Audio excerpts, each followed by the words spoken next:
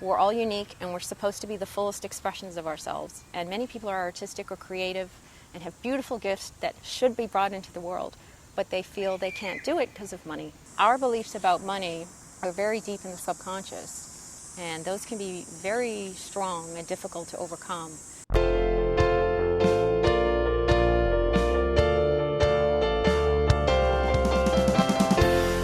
This is the Personal Finance Show.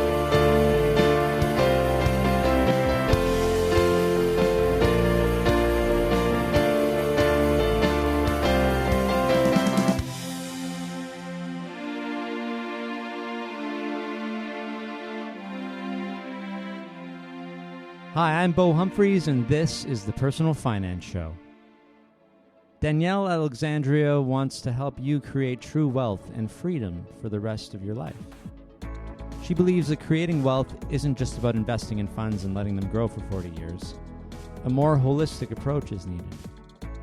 As a financial empowerment coach, Danielle will help you overcome your limiting beliefs about money, heal your emotional wounds, and help you develop the mindset of the wealthy. Your thoughts about money might be holding you back. You might think that you can never be wealthy or that attaining financial freedom is impossible.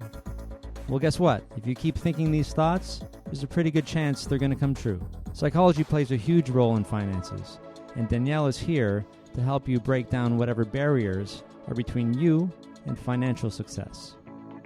Danielle joined me in Dufferin Grove Park in Toronto to tell her personal finance story.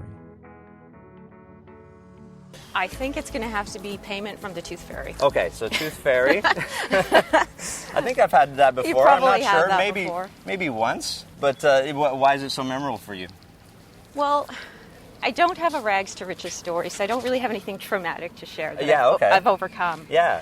So I think I just remember money being a good thing, and I guess a reward. So maybe I had like a really positive first experience. Yeah, with that's good because.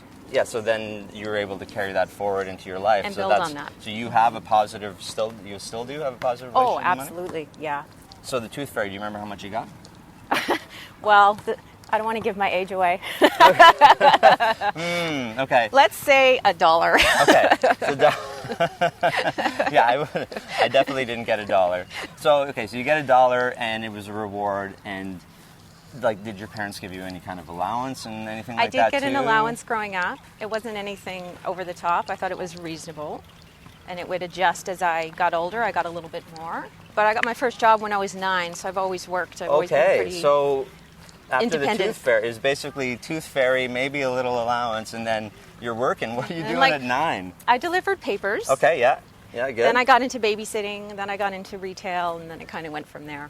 So what made you, because not everybody has this need or want to get a job when they're younger, or is even encouraged. Do you remember what kind of pushed you into I need work, or I want to work? I'm not really sure that I do remember, to be honest. Well, what did you do with the money that you got? Do you remember that? Well, I loved clothes. Okay.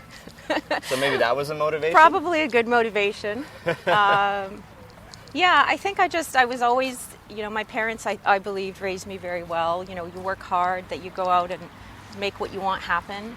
Very so you saw them oriented. doing this? What did they do, if you don't mind me asking? Yeah, my father worked in IT. Okay. He was in project management, so he worked with a lot of customs brokerage systems, developing their back-end computer programs. Okay. And he loved doing that. That's very specialized. Yeah, and my mom, she worked for a health board, so in the administration of it for public health. So she was always very interested in health. Okay, so your parents, you saw them working for money, basically. Was that kind of the main thing? And saw the things they were able to do with it, and you could get your clothes?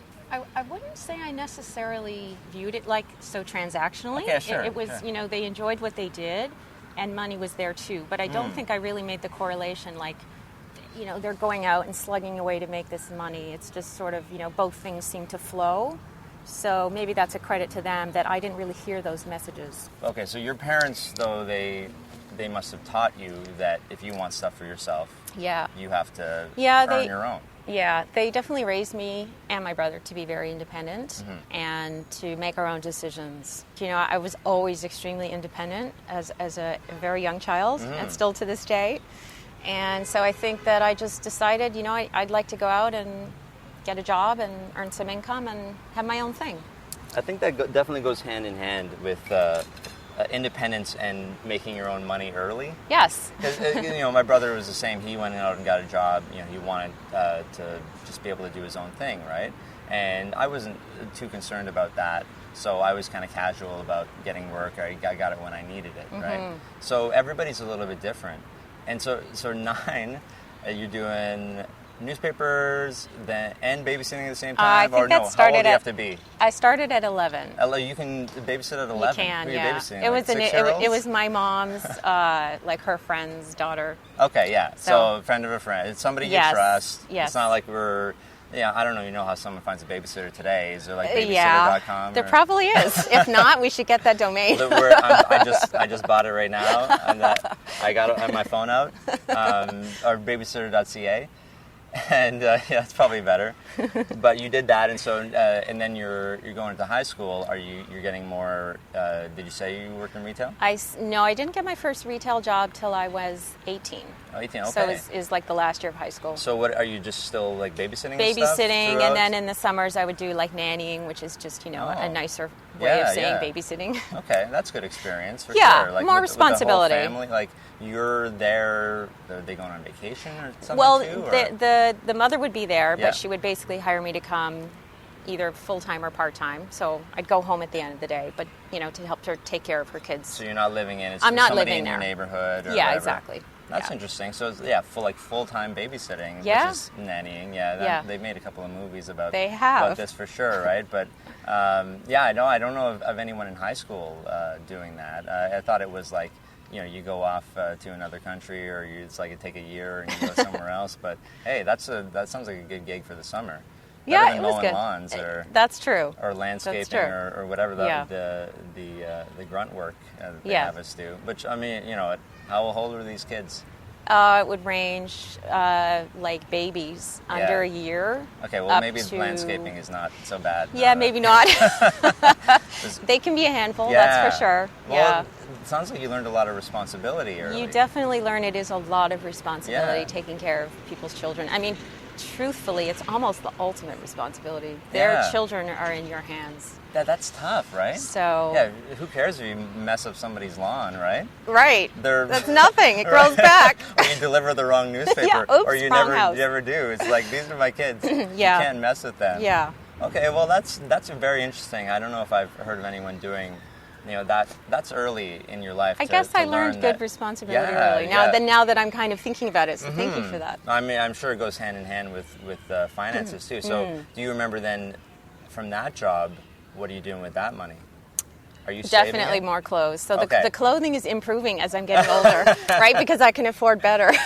So, do you have any motivation at this point to save for school or the future or anything?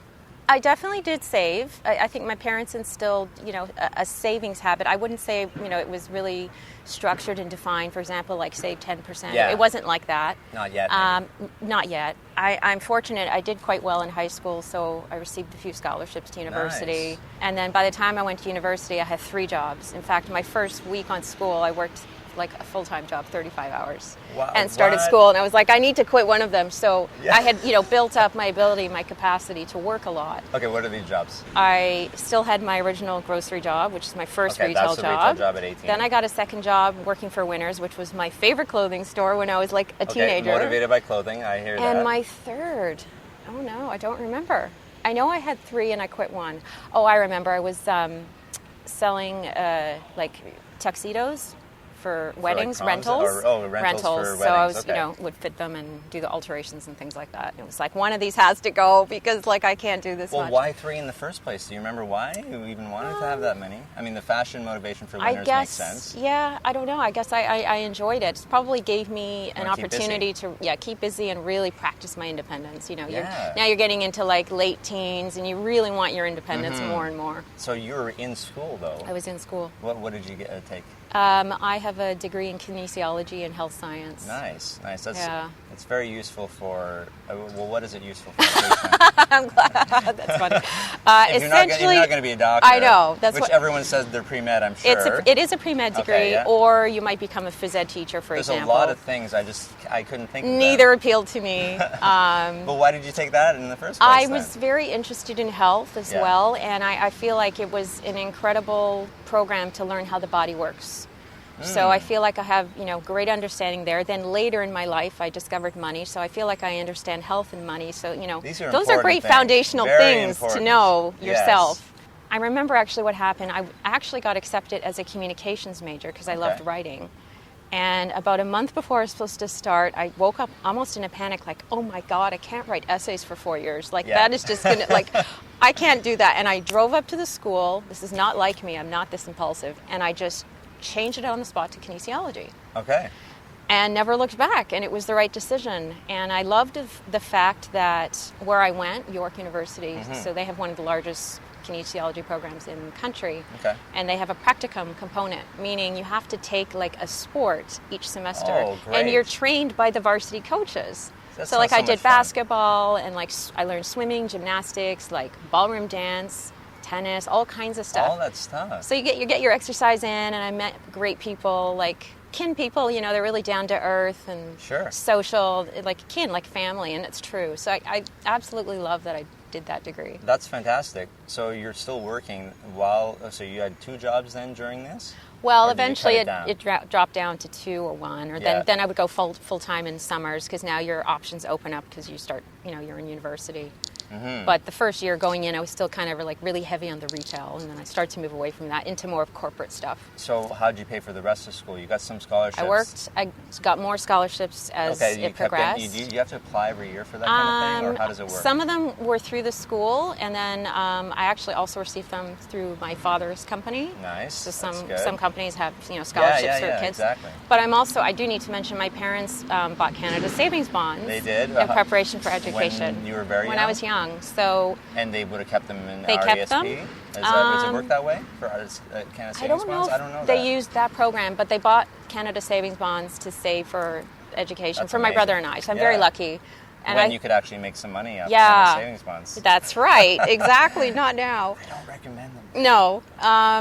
So I think that was an equivalent of about 1 year of school, and then I got That's 6 nice. scholarships, and then I paid for the rest myself. So I'm very fortunate that I did not graduate with a boatload of debt. Yes. Very, very blessed. I do like to talk about scholarships whenever they come up because Yeah. do you feel like it was a lot of work to apply for these scholarships? Not at all. Do you have any experience where people are like, you could have got this scholarship if only you would have applied? Absolutely. It's funny. It's the same thing with, for example, government grants or other programs. Sure. There's great stuff out there. I would almost say it's like the equivalent of getting a resume ready for a job. You want to make sure that thing is perfect and tailored to the job you're going for. Okay. There's no mistakes. You've put your effort in like you really want it. It's the same amount of effort to apply for a scholarship. And it could change somebody's life. But maybe we don't have these skills yet when we're 17, 18, I think 19, it's whenever. Maybe desire or attention to detail, or Sure. maybe those are just, traits a person has, even from a young age. I don't know. People are missing out on money, though. Well, yeah. Yeah. I didn't do it because I needed the money. It was more just like, this is available to me. Why wouldn't I go for it, And then it's a very to logical, receive smart it. thing to Yeah. say, but why don't we have this? It doesn't seem to be in our common sense. I don't know. I suppose that's true. Maybe people think, they won't get it, so they don't apply. It's sort of maybe like an unworthiness thing, right? Was there like a website or something like that? How did you know about them? Well, some of them were schools, so they'd Yeah, so post through the posters school. around the campus or whatever. I guess we didn't have email back then, No, but okay, yeah. flyers and things like that.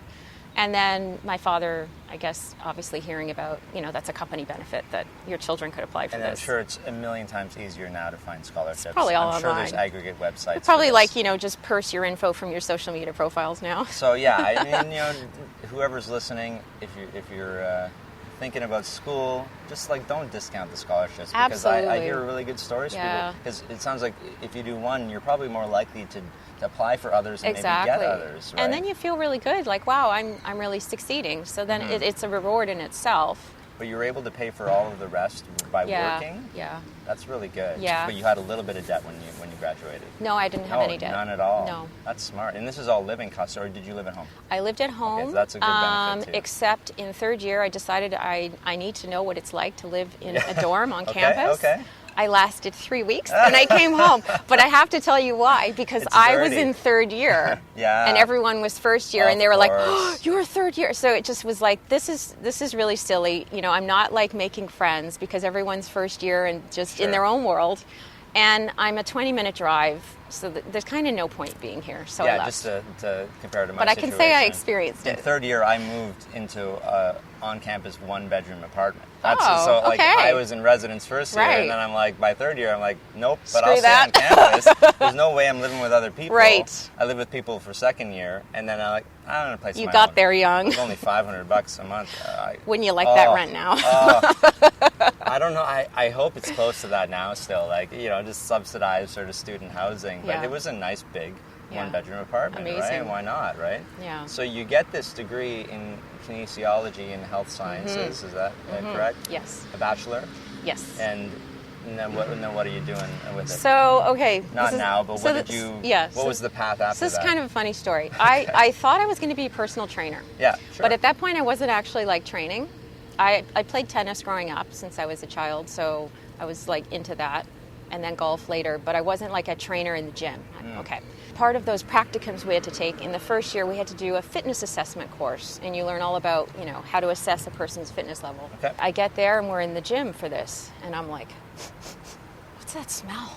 Okay. It smells like rubber. And I'm like, I don't think I can do this. I think I need an office. Oh, interesting. The rubber smell really So bothered I was you? just like, this environment just isn't for me. And I haven't thought this through very well, because now I'm like a year into my degree. What am I going to do? But I'm liking everything else I'm learning otherwise, like Sure. all the anatomy and physiology concepts. So I kind of didn't know what to do with that, but I continued. And then in my third year, I took an elective in sports marketing. And essentially that was all about the business side of professional sports. So marketing, sponsorships, partnerships, essentially businesses working with professional sports to gain exposure to their target market, and how you would structure those deals and put them together. So that was all in one elective? That was, well, that's the premise of it. I mean, Yeah. at a very, you know, basic you had the intro level. to sports marketing. like the business side Yeah. of professional sports. And I just loved it. And I was like, okay, I'm going to do this. And York had a program, a certificate, undergrad certificate in sports marketing. So I enrolled in that. So that's in addition to the degree. So I ended up doing 5 years at York because I took this program. So Okay. part of that course required us to do a co-op. And I was very fortunate, but my co-op is with Maple Leaf Sports Entertainment. Yes, and so now it's you very see hard I've to moved get. into the corporate side now. Yeah, it's interesting because I guess there is the connection there between kinesiology, health sciences, Sure. sports, and Yeah. sports marketing.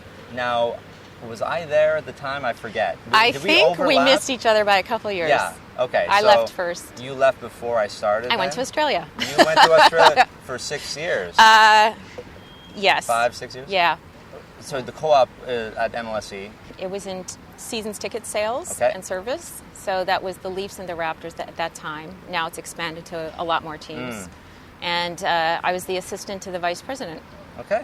And Who was it at the time? Do you So remember? Chris Overholt, Okay, who's now Chris, yeah. the CEO of the Canadian Olympic Association. Yes, I actually just met Chris Did at you? at a lunch. We had a gathering of previous What a employees. small world. And he was the only one that I had not worked with. Wow. Okay. And everyone else, so he knew everyone at the table. I knew everyone at the table, so we were able to connect Amazing. that way. But that's really funny. So you worked for Chris. I did. For, what, 6 months? How long was the Okay, co-op? so my co-op was part-time for a semester. Okay. And then he hired me after. Oh, nice. So Not then, guaranteed. That wasn't always going no, to be no, a no, no, thing, right? no, it's But not. A lot of people at that time were, you know, securing their employment by coming through the co-op route, you know, Yeah. which is a great way to prove yourself. If anyone's thinking about co-op, Yes, absolutely. go for it, right? Go for it, 'Cause absolutely. It's like the best job interview ever. Absolutely. Well, it's really funny. I was actually recounting this story the other day to somebody. I'm almost amazed he hired me, because basically we get in there. He's like, so why do you want this job? And I go, because it's the Leafs, man. And I thought, oh my God, I'm such an That's actually idiot. the worst thing That's to literally say. what I Yeah. said, and I said it like that because I was a raving Maple Leafs fan. And he hired me.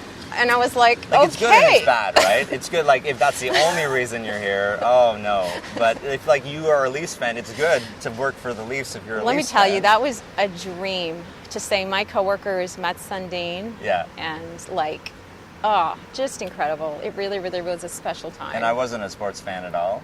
So the only reason I took the job was because it said all non-sports events. Okay, right. But yeah, I worked down the hall from Yeah. Daryl Sittler and Yeah. Wendell. Well, Daryl Sittler, he had a desk. I don't know if Wendell Clark had a desk, but they were the alumni who would send around to events, Yes. right? They would still work for the company. How long did you work for Chris then? For about 3 years. 3 years. Yeah. So first he hired me. I was in my last year of school, my 5th year. So the fall semester was the co-op, so that was unpaid. And then the winter semester, he hired me part-time. Okay. And then it went full-time when I graduated. And so now you're making some money. I'm This is the making first some time you're money, making but I real wouldn't say money. it was like, a massive salary. The other thing for working for MLSE is people tend to take the job, especially a starting Yes. job. Yes. Right? And you might not make the best salary, You're but not that's gonna make okay the best because you're salary. getting great experience. But yeah, I mean, for me, for the rest of my life, that will still always remain a highlight, a special place in my heart to say I worked for like my team that I just was so passionate about. Like it was the most important thing to me. I mean, what a blessing. Yeah. I really feel very lucky because how many staff do they have? And how many fans are there who feel like the way I do? Yeah, there are many who like Yeah. thousands of resumes would come in for Oh, yeah. people who were Absolutely. fans, right? People Yeah. who really just want, and hey, I wish every company had that, right? Right. We had a great team. Yeah. I definitely, my MLSE family is like always, Oh, yeah. always in my mind, and there are, like, some of them are still there, and some of them are in different Mm-hmm. places, and some of them have been on the podcast. So I had Richard Petty on. Oh, yeah. And I just published Ian Clark. Okay, he was of obviously course, CFO yeah. when you were there too, Yes. because he's always been the top Yes. money guy there. Yeah, that's Whether right. it was called CFO or vice president of finance or whatever, he was always up there Yeah. while they were building up. So, yeah, these are really stellar people in my mind. But yeah, so you're not making any money to really think about investing yet. You're just living. You're able I to actually live. didn't know about investing Oh, yet. not yet. Okay, Oh, so no. you're not even there yet. No. Okay, so let's go to Australia. Are we going to Australia Sure. next? Yes. That's Okay, perfect, actually. So what's the decision to move to Australia? Okay. Well, actually, I didn't move to Australia as soon as I left. Okay. I wanted to go traveling. I mean, I got hired right out of school, and I wanted to see the world. So I left, and I went traveling to Europe, and I did those Kentucky tours you do when you're in your 20s, and Okay, yeah. you're on a bus with like 60 other 20-somethings, and there's Sure. lots of alcohol involved. Okay, so you guys did that. That was I did like, that. You wanted to take a little bit of a break from Rite of passage, working? right? Oh, rite of passage, because you never had that after It's your not- university. I didn't mind working. Obviously, that's kind of a theme for me. But I just felt that I wanted to see the world at this point, and that there was just more for me. I didn't necessarily know what, but I just felt like this was the right decision. That's smart. I mean, if anybody wants to get a little perspective and try to figure out what they're doing, travel is awesome. Travel is awesome, and you don't necessarily need to know all the answers, but if you've got this gut feeling, I believe you should always follow it. It's always right, and the answers will come. So I was away for the summer. I came back, and then at that point, the job market wasn't so great. This was in late 2002.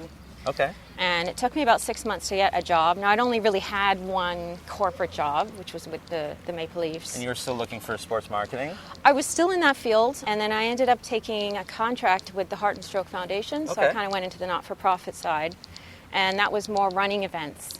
I would do a lot of the fundraising stuff in the schools. So I would do the hoops for heart and jump rope for heart. So I'd go out to Okay. the schools and pump the kids up and get them excited. Were you working on hoops? Were you working with the Raptors at all? No, for that, there or wasn't no? a connection. No connection Not- there? Not then, Interesting. yeah. So it was But very events, grassroots. Yeah, grassroots events is tough. It can be. It can be if you, because you got to do everything. You have to do everything, yeah. All on the spot, and you have to coordinate the whole thing, right? Yes. And then the event day comes and... Oh, it's so stressful. Right? Like if you ever go to an event and you're like, this is so awesome, I'm enjoying myself, the amount of stress that goes on leading up to it and behind the scenes. And you have to have like contingency plan F, for all the contingency plans before it. I learned that this is probably not where I want to, focus my energies. But I definitely have an appreciation for people in the events industry because they work so hard and it's really stressful. Yeah. There's a lot to manage. Air Canada Center was bananas. Absolutely, right? Yeah. It's a unique person who can consistently run events over and over and take the stress and take the demands and all that kind of stuff. So you did this for how long? It was a 9-month contract. Okay, so it was up in October 2003. I was thinking, okay, well, what am I going to do when that ends? And that's when Australia was really calling to me. And I had met a lot of Australians on my Kentucky summer tour the year before in Europe. So I knew a few people now, and I'm like, all right, here was my criteria of what to do next. I don't like the Canadian winter, so I want to go somewhere to escape it. Well, Australia has the opposite seasons, perfect. So I could literally go beginning of fall. Yeah. I was going to just go 6 months, and then I'd come back in spring, and I would literally not have winter for a really long time. I thought that was brilliant. It's smart. It's a brilliant plan. How do I avoid the worst parts of Canada? Yeah, exactly. Because I love Canada, but the winter, come on, it weighs on you, right? Right? 60 wind No, chill. that's true. So I thought Australia kind of fit the bill. Aussies were super fun and social. It's an English-speaking country. It's a Western country. It's very similar to Canada. Do you find? We'll talk about that. Yeah, we'll talk about that. In the beginning, I would agree. Yes, okay. But as I spent more time, I say they're much more like Americans. Sure. Oh, wow. Yeah. I don't know that the they Kiwis, would like that at all. Actually, they love America. Do they? They have a love affair with the States. Interesting. Yes, they do. Okay. Maybe when you go back, you can let me know if you noticed that. Yeah, because we would say we're Canadian, and they love Canadians. I think maybe people don't like Trump so much right now, so that's that's true. kind of dampening their American that's a good point. love. So that's my recent experience. But you had we're on spoiler, 6 years. Yeah, it wasn't 6 continuous years. So first I went for 4. Well, 4. Then I came back to Toronto, home, Yeah. and I was here for 7 years. And then I was getting the itch again. Okay. And I thought, all right, I'm either going to go to London or I'm going to go back to Sydney. My mom is from England, so I have British citizenship. So it's like that is just makes things so much easier. Sure. But my heart's not in London. Yeah, I'm kind of jumping ahead a little bit, but so I decided to go back to Sydney. So if you add it up, then I went back like another 18 months. And then I came home 2 years ago. So what did you do for the first 4 years? Right. Okay. So when I arrived, I was still working in the sports marketing industry. So I got a job with Ticketmaster. Oh, you did? Through a contact I have here. So I became friends with the head of Ticketmaster in Canada as a result of working at Maple Leaf Sports. He's an amazing man. He's retired now. Yes. Tom Worrell. Yeah, Tom. Yeah. And the new head is my former boss, Patty Ann. Patty, that's it. Yeah. Okay. So Tom was kind enough to, so picture this. I'm 27. I've never really, aside from going to England by myself and doing that Europe tour, I haven't really lived on my own or anything. I've been pretty sheltered. I land in Australia, don't know anyone. And my friend Tom emails the CEO of Ticketmaster, wow. Australia, this is Danielle, she'd make a great employee. And I'm like, damn, I'm feeling really great about myself, right? And how does it work for visas and stuff like that? So Australia and there's about 12 other countries have the working holiday visa. Oh, so you could do the 2 years? No. No, what was it? No, so at the time, Canadians could go for 1 year and you couldn't renew it. Oh, now really? they've expanded that. Yeah. If you work in certain jobs, which are very labor intensive, like in the outback and things, fruit picking, for example, you can actually apply to renew it. But now, when I went, it wasn't, and you could only hold a job for 3 months. Now it's 6. So it was actually more restrictive. It was harder. Okay. But anyway, Ticketmaster hired me. I worked in the call center. Great. I also have great respect for what those people do. Yeah, so these are good experiences. They were. From the nannying to events. to events, just even working in ticket sales, which ticket sales, that's sales is a tough job. We didn't talk about that much, but it's maybe not selling Leafs tickets. I don't know. Really. Would you like some Maple Leaf tickets? Yeah. So maybe that was more of a relationship management role. Yeah. Well, my role was, I was his executive assistant, so I did a lot of different you things. weren't selling, more support. Actually, I did start doing some sales myself. Okay. With various tickets and things like that, but these are not a typical sales job. No, anyone who works there. So call center, and how was that 6 months? No, so it was 3 months. 3 months, yeah. But then about halfway through that, I was like, somehow I started working in the box office at their, their arena. So you were frontline on the phones, but now you're frontline. And so they split me, people. and then I also did some group sales. So they actually took me off the regular call center, which I was very happy about. Because that's helpline? What is it? People who have complaints, or what are they No, looking for? it's to order tickets. Oh, for ticket orders. People calling in, asking questions about their orders and things like that. Okay. So that was 3 months, and then I met some great contacts there. And the world is truly so small and global. The guy who was running would be the equivalent of like the ACC in Sydney, which is a smaller arena. But anyway, he was from LA. He used to work for the basketball team, Lee Kessler. So he'd been sent. No, this is a long time ago, but it's funny how people all move around, right? So anyway, I did that for about 3 months, and then the point of the working holiday program is you work a little bit, you travel a little bit. You work a little bit, you kind of have this flexibility. So then I traveled for a couple months. I went up to Queensland, which was beautiful. Great Barrier Reef? Yes, snorkeled it. Yeah, it was just incredible. Just incredible. Yeah. Like a week and a half Oh, wow. ago. Yeah. So my memory is very fresh. Yeah. But yes, that was, well, we don't have to keep dating this, but was it 2000? This is 2004 at this point. Yeah. Wow. Yeah. So the reef is a little different now. It's recovering. Yes. But, and you were just there too, probably, in the last...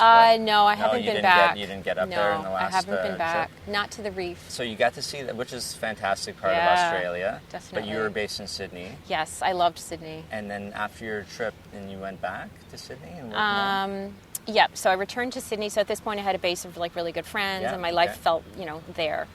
And then I got another job. And I was selling, you want to talk about hard sales, cold calling. Oh, okay. No. I was selling stadium sponsorship signage for international rugby tournaments. Okay. So when you watch on TV and it's like the boards. Yeah. And they rotate, and now it's electronic, but back then they were physical structures that would flip. Yeah.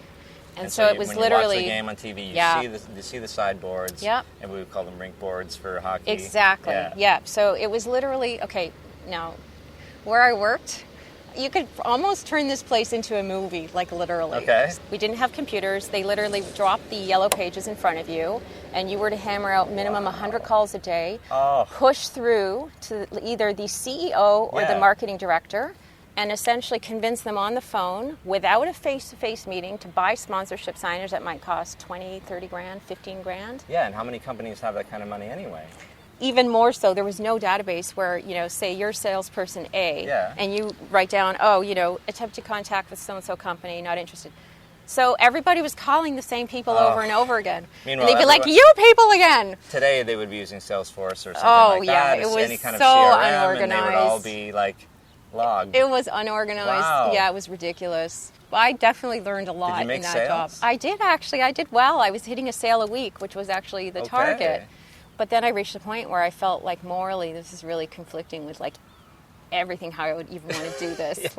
Call up and pressure somebody. Learning your values, It really forged a stronger sense of myself and my values. So I ended up resigning.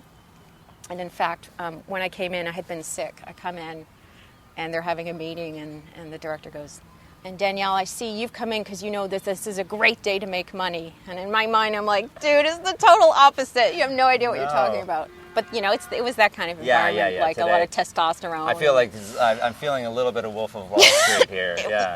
Almost.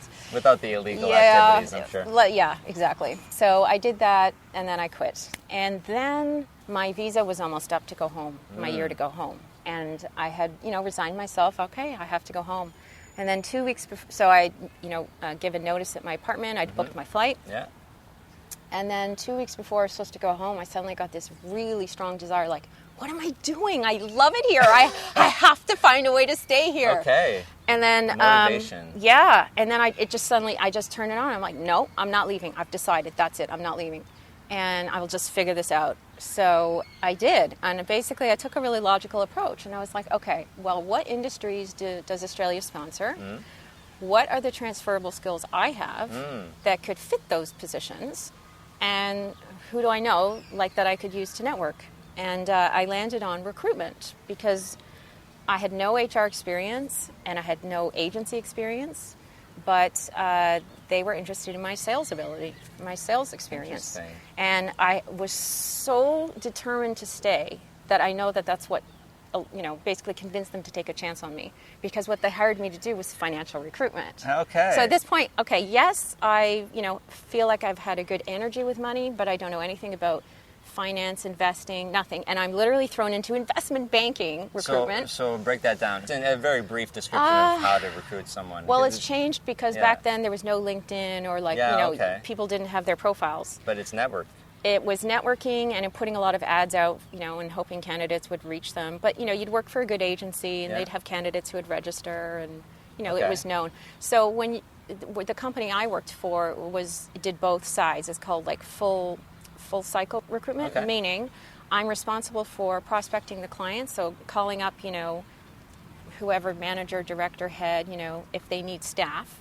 So getting the job, understanding the requirements, then writing the ad to track the candidate, interviewing the candidates, managing the candidates. You're doing both sides. Is this headhunting? Headhunting. Yeah, is that what, that's a derogatory term? It's not derogatory. Usually headhunting refers to more like executive level. Oh, I see, okay. So I was doing, not executive level, below that.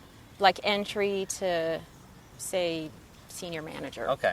And that was really difficult for me because I didn't know anything about the financial industry, and investment banking can be really in your face and like derivative this, derivative that. And I was like so out of my depth. You learned a little bit though? But you had to? I wanted to quit all the time. I was just like, I don't know what's going on. But the reason I got that job is because I had a boyfriend, and he was a stockbroker. Oh, okay. And he had a contact who did financial recruitment here, and so he sent my resume in, and that's how I got the job. I was wondering how you got the interview. Yeah, that's how I got the job. So the first year was really, really tough. And it's not like I was like I am now, where I could just read about financial education for hours. It wasn't like that then. It was like force fed down my throat, and I didn't want to do it. So you can imagine, it was really difficult. But I had to do it to survive, to stay there. Like, I had no choice. Yeah. Well, that's how you felt. I mean, you actually did, in the whole scheme of things. But for you had no choice for you, and that's the most important because thing. What I didn't say is, so my visa expired. Yeah. And then I had to get sponsored by a company on a 4-year business visa. Yeah. And that's not so easy to just move around like that. Mm-hmm. So here's a company willing to take a gamble on me. I have no recruitment experience. I couldn't just go get another job. Yeah, I mean, you could have gone back to Canada. I could have gone back to Canada, right. Which would have been you being I would have defeated, been miserable. right? Absolutely. Defeated, miserable, and I think maybe some people don't think that they can. All the signs pointed you have to go back to Canada. Yeah. So you believe that, like, the big part of you, but the thing inside of you saying it was really strong. It was so strong. Like, I will do whatever it takes, and I know that came across. And then I also would have had to go home, like, as winter was coming on. It was like, the worst possible scenario. I'm like, I am not going to let this happen. Well, that's good. I mean, and so you found the resources. I did, You used whatever you had. Yes. And you, like you said, you did what you did to I did what I did, yeah. But did you stay there very So long? I stayed there for 2 years. 2 years. And I didn't do that well at it for a variety of reasons, but I also felt like a lot of it was pressuring people to do things that you could feel was not in their best interest. It is sales. They weren't interested in me because of my HR experience. They were interested in me because of my sales experience. Yeah. And but what's so uncomfortable about somebody wanting somebody to be recruited or somebody being recruited? Well, what are they pushing back? Let's say I don't have the best candidate for this hiring manager. He could be working with 3 other recruiters, but it's my job to convince him that I do. You have to, okay. And let's say the candidate is on the fence about taking the job. You're supposed to, and I didn't do this, so I never put up the biggest numbers. And I thought, I know I'm good at feeling into like the right match. Yeah. But this environment of being compensated for it is not the right thing for me. Because like the if it wasn't the agency. right match, you still had to. That didn't matter. You have to make the pieces fit. You have to. That's uncomfortable. So it didn't sit well with me. So anyway, after 2 years, I felt, kind of done with Australia. I'd been there 3 years at that point. Or 4 years. Can I ask about your money situation at this time? Like, how are you could you afford to stay? And I was living with my partner at the time. Yeah. Australia's expensive. Australia's very expensive. Yeah. It was expensive then, but it's even more so now. Oh. but I didn't have a car. Okay. You know, we split like the rent and that kind of thing. So, I mean, it was doable. You were able to live, but maybe you didn't have any savings. No, or- I did. You were able to build up some? I arrived with savings. Oh, nice. So I never had an issue where I was like dipping into it. Mm-hmm. But I wasn't investing yet. And this is really interesting. My very first experience with investing. So my partner at the time, Telstra, if you know, is like the equivalent of Bell in Australia. So they used to be a government organization, and they were just splitting off into private. And he says, you know, you're guaranteed to make money from this if you just even want to put in like $1,500. Like, I'll do it for you. Telstra stock. Yeah. Oh. And I was like, I had this feeling in my stomach, like, I don't know what I'm doing. And I was like, no, I can't. Even though I trust you totally and you're telling me it's guaranteed, no, like, I didn't know. And so that was kind of like my first like experience kind of like looking with investing. And knowing your risk tolerance, maybe. Yeah, just like, I don't know anything about this. I'm completely uncomfortable to pull the trigger. And then a year later, I had moved back to Canada, and I still had some money in Australia. And actually, the stock was doing well. So this was in 2007. Okay. A year before the Great Recession. No. Okay, no, that's fine. Things were booming still. In Australia. So my ex-partner at the time, you know, I agreed to invest in Telstra on his recommendation. Okay. And after thinking about it for a little bit. Well, this was different. So then, different you know, it situation. had gone public and whatnot. And he was like, look, the stock's doing really well. Like, it's a good thing to invest in. And I was like, okay. And I remember I still had that same feeling in the pit of my stomach. Mm-hmm. But I trusted him, and I said, okay, let's do it. And I put $5,000 in on his recommendation. Mm. Okay. But I've never forgotten that feeling, because that has guided me not to pull the trigger ever since. On, like... In investing. Yeah. If I have that feeling that I don't know enough, I don't do it. That's smart. I'm not ready yet. Doesn't mean no, just not now. And a year later, of course, everything crashed. Including that. And I didn't sell. Fortunately, Telstra, it was a very cheap stock. I think I bought it at like $3.80, and it had like 1,200 shares or something like that. But they also paid dividends. So while the stock hadn't recovered, I evened out with the dividends You kept getting a couple years later. Okay. And he was like, don't sell now. It's going to go up. And I was like, I don't care. At this point, I had started learning about investing. I'm like, I know what I want to buy here. Yeah. And I want the funds here. I've broken even with the dividends. Okay. So now I want to bring the money over and invest it. And I bought LinkedIn stock with that. Interesting. And I more than doubled my money. So that was the right instinct, too. How are you learning about investing over on this? So wait, you came back to Canada from Australia. What are you doing? Okay, so I come back and I was like, what do I do now? Now I can have any job because I don't need to be sponsored. And you got a lot of different experiences, too. Yeah, I did. So I was literally like, all right, I could go back to sports and entertainment now, which was really fun, and none of the stress of the whole financial thing and agency and recruitment. It's funny you say that, because I still think it's stressful, but it's something you really love. It's something you loved, and it makes a difference. Yeah. And I thought, no, that's too simple. Hi, do you want Maple Leafs tickets? I mean, that's not exactly the job, but I get that. Okay. There was no challenge in it. Sure. And then I had just invested 3 years, like, struggling through learning, and I started to, like, understand this stuff and started to develop an interest in financial education. And I was like, or how about I build on the skill I've developed? I know I'm good at it, just not in an agency. Why don't I do it properly, like in-house for a bank? Sure. Okay. And I might as well stay in the banking industry, since that's what I've been investing my time in. So in-house meaning you're now in HR, and your job is to hire the best person for your company. Yeah. So that's a far better fit to me, rather than kind of skimming the surface of many companies and guessing. Yeah. I know exactly what we need in terms of the person, the culture, experience, whatnot. And I worked for Royal Bank of Canada, so I ended up applying to a couple banks. Okay. And I knew I was going to get this job. I had this intuition. I saw the posting the first time, and actually ended up seeing the posting 3 times before I applied to it. And I'm like, they reposted it the third time for one day. I'm like, they're obviously waiting for me. But I know that sounds like arrogant, but I just had this knowing. Do you know what I mean? No, I've had it about jobs before. You like, look at the job this is just my job. And you think I match everything. It wasn't even a logical deduction. Yeah. It was a flash of intuition. This is yours. Like the gut feeling about the gut stock. feeling. So I apply, and anyway, I get hired.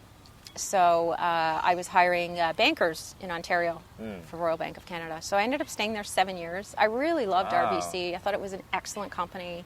I really enjoyed working for them. So I did that job for 4 years. And at this point, I'm more and more interested in financial education. So I enrolled in the Canadian Securities course. Nice. And I thought, I don't know, maybe I want to do something with securities. I really like investing in the stock market. So I wrote my exam, I passed, and then I enrolled in Wealth Management Essentials. And I thought, I'm going to be a financial planner because I can help people change their beliefs about money and help them with this. So I started studying that, and I start getting more and more disillusioned as I go along. So this is only my own opinion, not to knock anyone else's, but I just felt that it was not really in the client's best interest, and it was not holistic.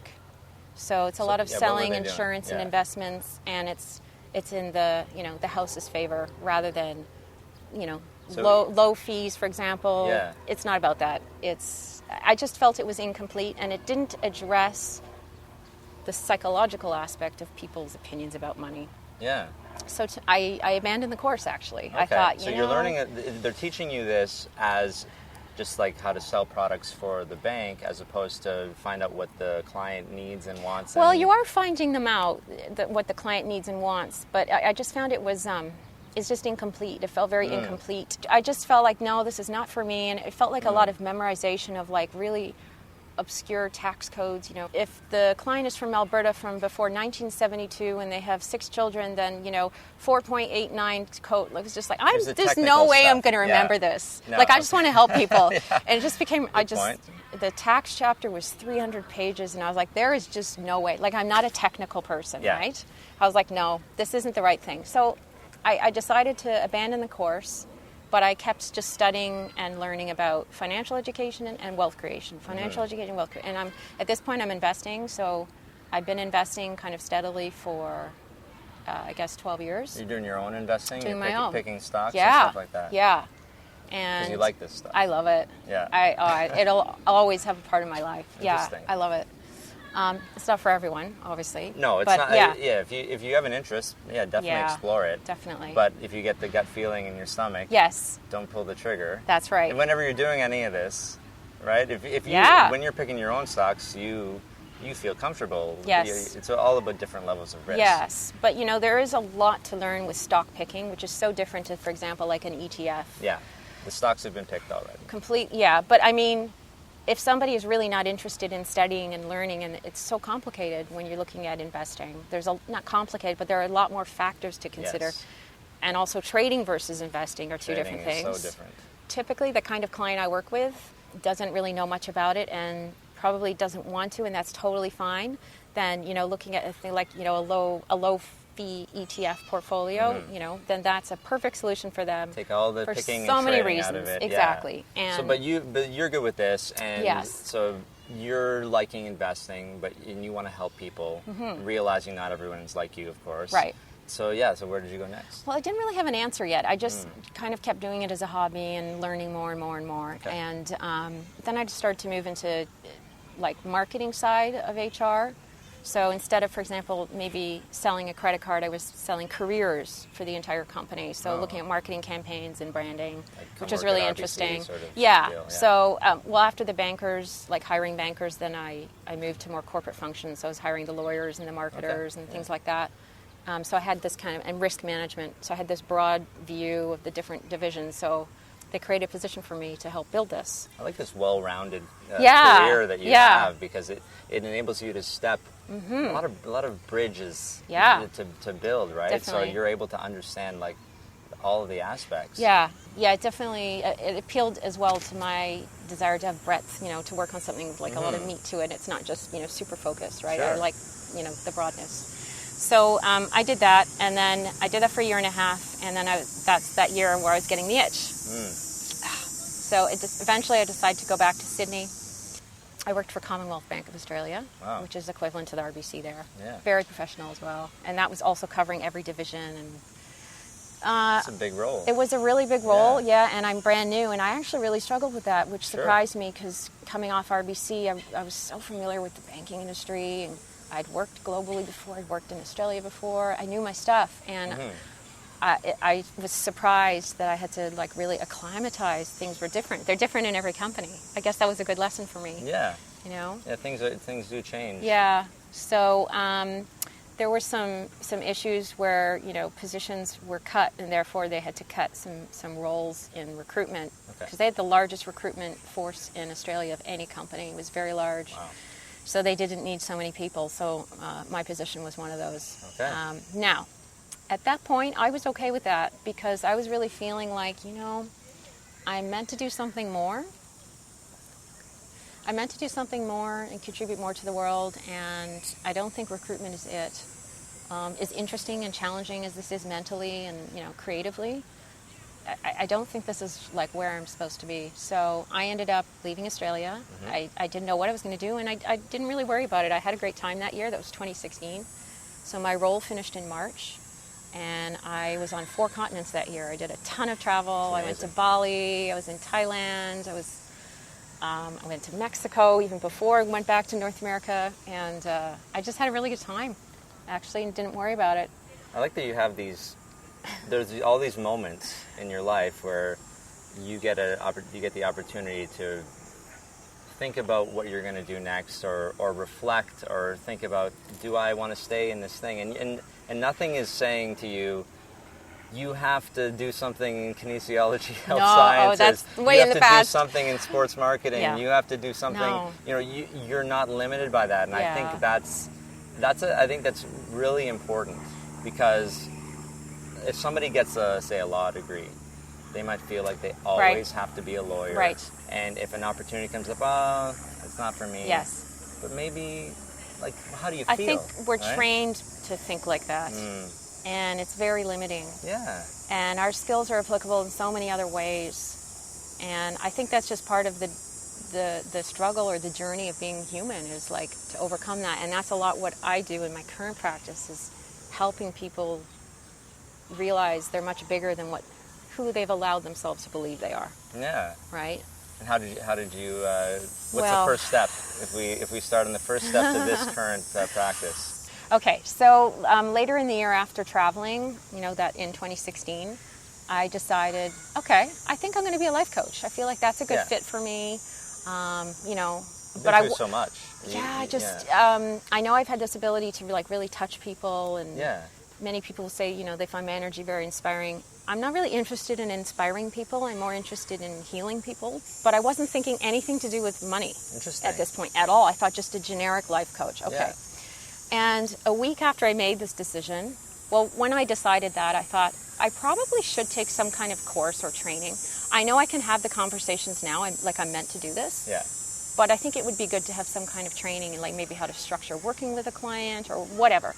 So I thought I'll take a course, but I didn't even know what I was going to do at this point. Okay, so a week after this, a friend of mine who I'd met in Bali a few months earlier, who's in Australia, sends me a message. Hey, would you coach me about money? And I'm like, whoa, I haven't even said anything to anyone yet. And I'm like, okay, well, why don't we Skype and talk about it? So of course I prepare for it, and she's like, this is really good. I totally want to hire you. I'm like, okay, great. And I'm like, okay, this is kind of interesting. So then we have our first session a week later. So I kind of prepared my own method and what I was going to do. And meanwhile, I was friends with this woman on Facebook from Las Vegas who was also a life coach. And I thought she had a very clever promotion. Okay. She was turning 50. So she says, I'm offering a special for the next 50 new clients. I'll give you one free coaching session. I was like, oh, that's pretty smart. So I kind of saw it, and I'm like, I'm not her target market. I want to do this myself. So I kind of didn't do anything. And then she's like, I really have 13 spots left to fill. Reach out to me. And I was like, so I sent her a private message, hey, I feel drawn to your offer, but I want to be honest. I'm just starting to do this myself, so I'm probably not what you're looking for. She's like, no, don't be silly. Let's do it. Okay. So we got on our call, and I had my first client session with my client the night before. So basically, we're just explaining to each other our approaches, and hers was more general, and I explained what I did, and she goes, oh, well, I'd like to hire you to be my money coach too. And I'm like, I'm like a reverse marketing genius. So she's a life coach. She's a life coach. And she's now hiring you to be a money coach. Be a money coach. Because she doesn't do that. Because no, and a lot of people who are in coaching or spiritual or healing profession aren't really good with money. Yeah. It seems like a real also contradiction. Doctors. Yeah, that's true too. Anybody who has a lot going on Yes. that's not financial, Yes. they're focusing on that stuff. Well, it's also that as a society, we've been conditioned to believe that, money is commercial and healing should be a that gift. too. Okay. Oh, so, they're like oil and water, but it's Yeah. not true. So I help a No, lot of okay, people so overcome this. That's a really good point. So you've been able to combine these things that Yes. were historically Exactly. split. Yes. And then from there, like all these few other people and I suddenly have like 5 clients. And You didn't even. I never advertised. I didn't do anything. And I was like, but I felt I was the energy of like a really good coach. I was there already. I know I'm supposed to do this. Yeah. And when you have that deep down, confidence almost isn't the right word. It's like a knowing. Yeah. Then, the people are going to come because I'm supposed to help them. Yeah. So. That just makes total Yeah. sense to me. Okay, good. Good. I don't have to explain it more. So, yeah, then one of them is just like, you are meant to do this. You're meant to help people with money coaching. And I was like, I think she's right. Like, I've come from the banking world. I've studied financial education. I get money on a lot of levels, like economically, energetically, spiritually. There's no conflicts in my mind. So she says, you're meant to do this. You're meant to coach people with money. And it just kind of clicked. Wow, I should focus on this. Yes. I really do feel I have a gift to bridge those two worlds. So I really thought I was going to help the healers in the spiritual community when I first started, but I was not thinking about teaching them financial education at this point. It was really on the psychological side, like the limiting beliefs and like resolving these so that money can flow.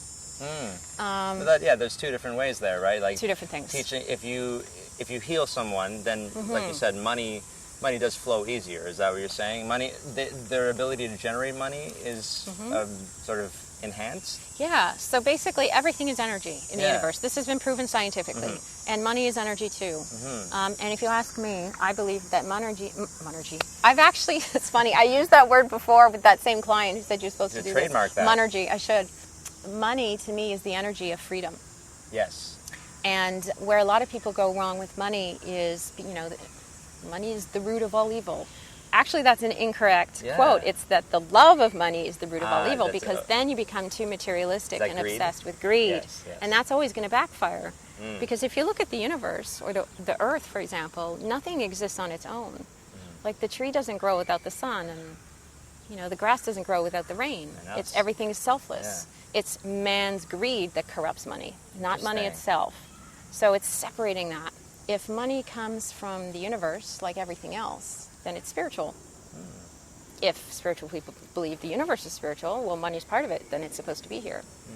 So it's just sort of like, I think, framing it in a way that they can relate to that maybe they haven't heard before, that causes them to challenge what they've accepted as true. To really help people overcome their money beliefs is much deeper than that. And this is why it's difficult, because our beliefs about money are very deep in the subconscious, and we've grown up with them. So, we tend to believe what our families told us and or what's accepted in society.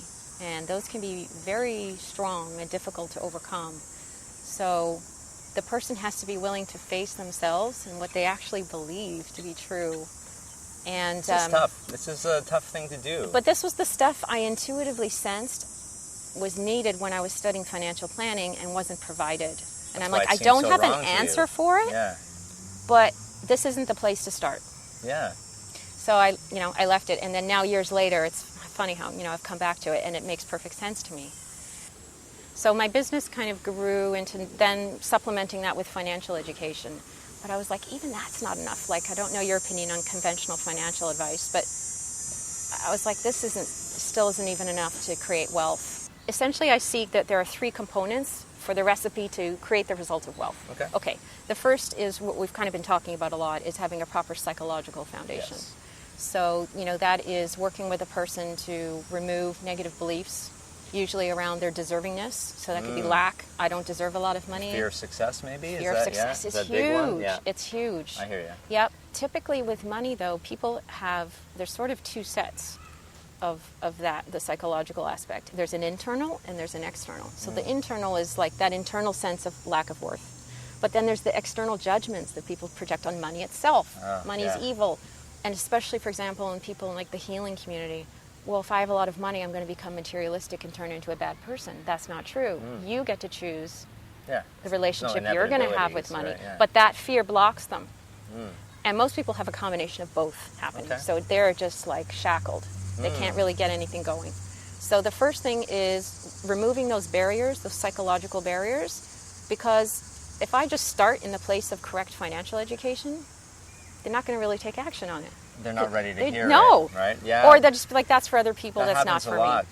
Yeah. Exactly. It's not the right place And then to they start. think, oh, then somebody might say, why, I said do this, why didn't you do that? Or people think, I'm so bad with money. But right. So the problem is they still have the old programming running that's dictating, well, that won't work for me. So they Yeah. sabotage themselves. Yeah, So we got to start there first. So we go really deep, or I go really deep with somebody because it's embedded in their level of their actual ego identity. Interesting. So we have to kind of bring that to the conscious mind, and then I do use techniques from my coaching course where we have to challenge the certainty that the person is holding, that this is just how it is.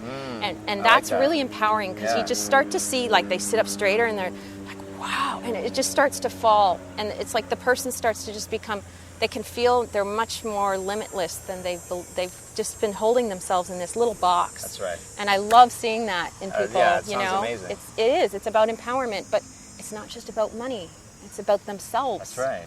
So people will come to me and they think it's something about money. And that's part of it, but then they realize kind of quickly, like, oh, it's all the other stuff I haven't dealt with. I'm like, yeah, but then you're going to solve that too. Maybe their motivation to come see you is Right. they want to get their finances in Right. order. Or, For sure. Yeah. So we start there. Okay, now once I have the proper psychological foundation in place, then I move on to the second component, which I believe is like unbiased or correct financial education. Okay, yeah. So what do I mean by that? Well, the financial industry, this may be controversial, there can be a lot of manipulation and lies and Absolutely. deceit, and people feel that.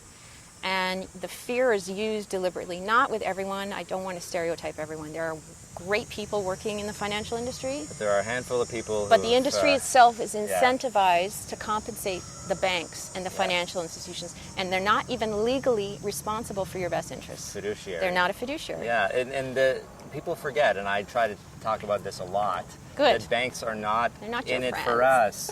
They're in it to make money. They are. But they're the ones doing the marketing. That's it. So that's tough. That's really tough on people. If the only people, I use the example is if a car salesman was teaching you how to buy a car. Just go in and take the first price. Right. on the Exactly. sticker. And go finance with the it. hell out of it. Yeah, whatever's going to make me the most money because I want to tell your need listeners, to feed my family. don't ever finance a car. Yeah, okay. That's like one of the worst things you can do. Good advice. Exactly. So even good people, and I've worked with many of them in my time in both banks I worked with, I know they're good people, but they're in a system that's forcing them to do things that are not in your best interest. And a lot of the times, the people you're coming to see, like the personal bankers, they're not as educated. They don't have a full understanding of the full financial picture. They're not the best people to guide you. So you're getting advice from people who's selling you proprietary products that bank has created, and you don't really, it's ignorance. You just hand the power over. So what I want to do is teach people how the financial system works so that they can optimize what they're doing. For example, low fees in ETFs. I believe that you shouldn't really be spending more than 0.3% on an ETF product. Okay. It's totally not necessary, at the maximum. Yeah. But the average mutual fund fee is like 1% or more. Yep. The problem is people go, 1%, 0.3, that's not much. Oh, but it's In the long like run, in the long run, it is. it could be 90% more. Yeah. If you're getting up to 2.5%, it's a ridiculous amount of money, and that can cost you 6 figures in your financial lifetime. Wouldn't you like that in your bank account? Exactly. So I teach people how it works and equip them with the criteria to evaluate it and choose it themselves. So I don't sell financial products. Yeah. I don't recommend any specific, stocks or You're investments. just charging a flat fee for your coaching. So Yeah. it's per hour Yeah. or per session.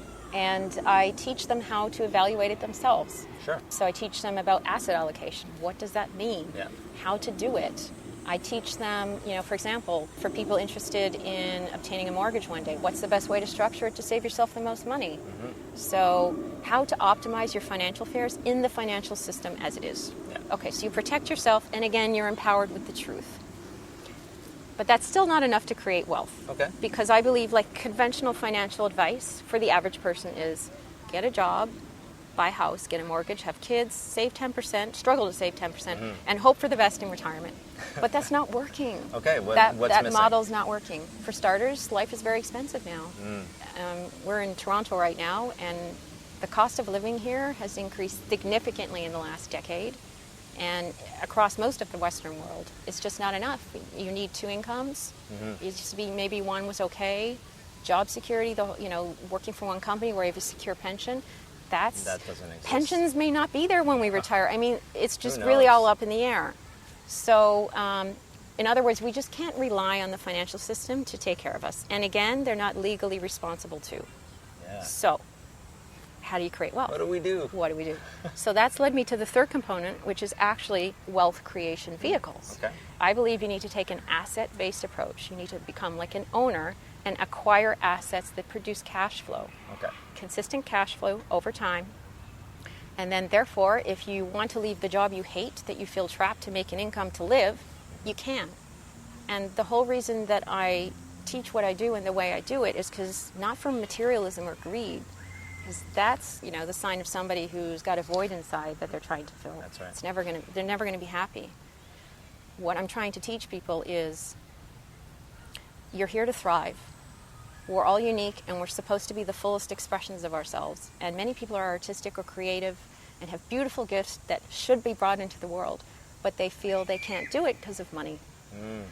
So I want to remove the barriers so your money is flowing so you can do what you're really here to do. It's not about materialism or greed or becoming a bad person or whatever. It's about empowerment. It's about empowerment, to be you in the fullest extent possible. And I see wealth. Wealth is the vehicle to do that.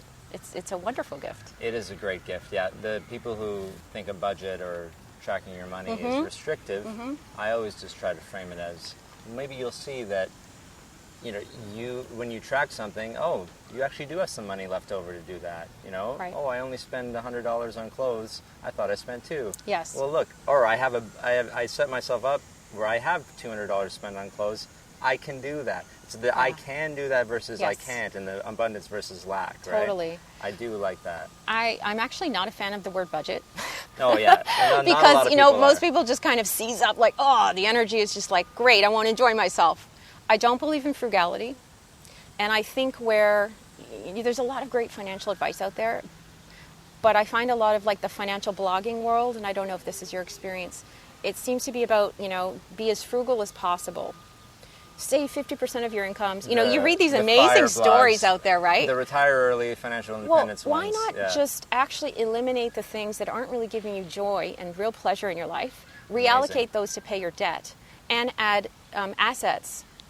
So you're decreasing your wastage, but you're also increasing your cash flow, and you're not like feeling like you're just scraping by. Why does it have to be frugality? I feel like they're missing that part of it. Yeah. So, but also without the psychological foundation, those things kind of don't matter. For some people, they could just jump right in, but most people kind of need to clean up the mental base first, right?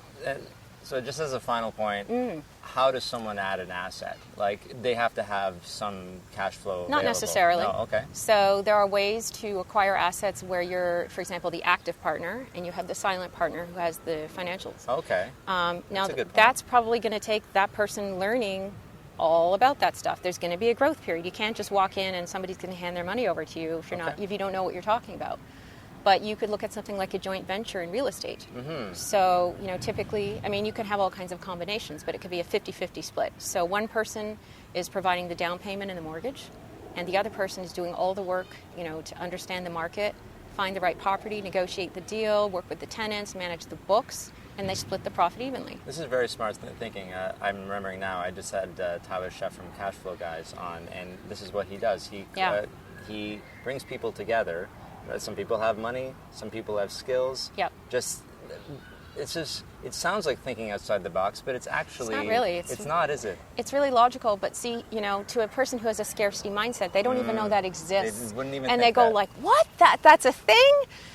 And, I could never do that. Right. Well, not right now you can't. You have to learn how it works. So there's a learning curve. So that's the thing is like, are you willing to invest 3 to 5 years of like focusing on this to be free the rest of your life? it's well worth it. That sounds great. And the other thing about that is everybody's winning in this situation. Yeah. So it really is. they isn't are, it? because the person wants to sell their property, and you're going to work together. The reason that the silent partner would even give you their funds, because most people are like, well, why would they do that? They could just own the whole thing. Is because they might have the money, they want a good return, but they don't want to spend the time chasing the return. If you do that work, they're happy to split it with you. They are, because the return is good. Yeah. Everyone wins. Yeah. And you're helping somebody live in a house. I mean, there's nothing dodgy or underhanded or negative about this. And that's just one example. That's one example. Right. So that's kind of what I would call like a quantum leap in thinking. Because if you're very like linear thinking, which is sort of the more average mindset, the scarcity mindset, now you can see how you can build your wealth. You could do that over and over in like 1 or 2 years with several people and several properties, and you absolutely quantum leap to wealth. Amazing. So whereas a scarcity mindset might go like, okay, well, if it took me 10 years to save 10,000, oh, it's going to take me another 10 years. That's incorrect. So that's what we want to help people in the mindset of wealth is to make these quantum leaps. But you have to go outside the linear thinking, and because you have to decide you're not going to stay where you're at. So how do people find you? They can find me on my website, Yep. which is DanielleAlexandria.com. Okay. I'll put that in the show notes. Okay, perfect. All the links. Yeah. And I offer a complimentary consultation, 30 minutes. Okay, so great. I want to make sure that I'm in a position to help the person and that they're ready. And of course, if they have questions, or some people might I also have clients who have quite good incomes. So the psychological foundation is good, but maybe they don't really have financial education. So sometimes I might, just help somebody with that. Maybe you can skip a step. If Yeah. they're already there. Well, if they just don't know what to do with it, that's also possible. Or some people are interested just in the psychological, or some people are interested in both. So it just depends on each person. It all sounds really valuable to me. Thank you. DanielleAlexandria.com. And you're on Twitter, I am on Twitter, Instagram, Facebook, Instagram, and LinkedIn. Thanks so much for coming on the show. This is a really good conversation about like listening to your intuition, first of all. Yeah, definitely. And yeah, like let's change our mindset about money. Let's change the way that we think. I just feel like we're all thinking about it in this one, just really narrow One-dimensional. way. Yeah. And yeah, this is great. I hope people listen to this and at least start thinking a little differently about stuff. Thank you so much for having me. All right. If you like this episode, please subscribe to the podcast on Apple Podcasts or wherever you get your podcasts. Leave a review while you're there. If you're already a subscriber, thanks so much. I'd love to get your feedback on this episode in my new Facebook group. To find the group, go to Facebook and search for The Personal Finance Show. Once you're approved, you'll be able to interact with me and previous guests of the show and other fans as well. Thanks so much for listening to this episode of The Personal Finance Show. Next week, my guest will be Ariane Bezai, Vice President of Operations at Enriched Academy.